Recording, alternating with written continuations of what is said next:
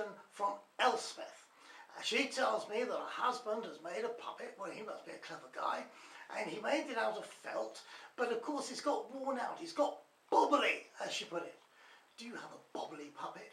Well, Elspeth's asking, because she's promised to make her husband a new puppet. Very rash, Elspeth, if you don't mind me saying so.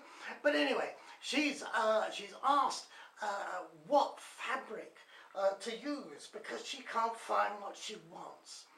Well, first thing is, here's a tip from Mrs. Hudson, my housekeeper, about what to do when you're looking for a fabric and can get your hands on it in the store.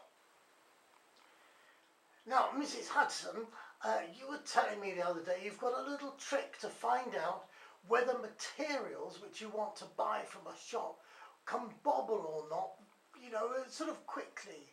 And what is it you do? Well, Reverend, I always rub the fabric against itself. That way you can tell whether it will bobble quickly or not.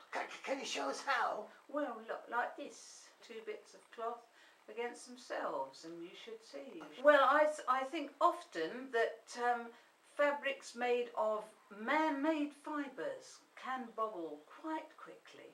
And of course puppets will if you keep them in a box and they rub against each other. But usually you can't tell from a distance, can you? But if you really are concerned about it, the rub test. I do it on clothes too when I'm buying them, but I don't let people see me doing that. No, well, Mrs. Hudson, that's very kind of you. Thank you very much for your help.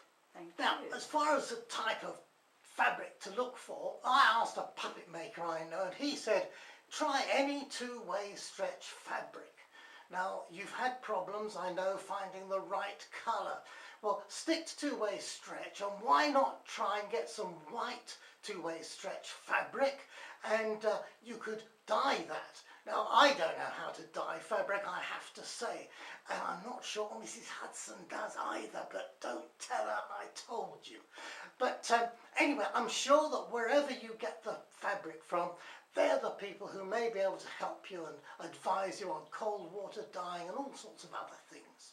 And as for buying the fabric, I know you've had difficulty even looking on the internet. Well, again, my puppet making friend suggested you try fabricland.co.uk. They've got lots of shops too, so it may well be that you can find something that appeals to you on the internet, on their website, and then be able to go along to a shop that may be near you. I hope that helps you, Elspeth, and I really look forward to seeing your puppet once it's made. Bye! Jesus.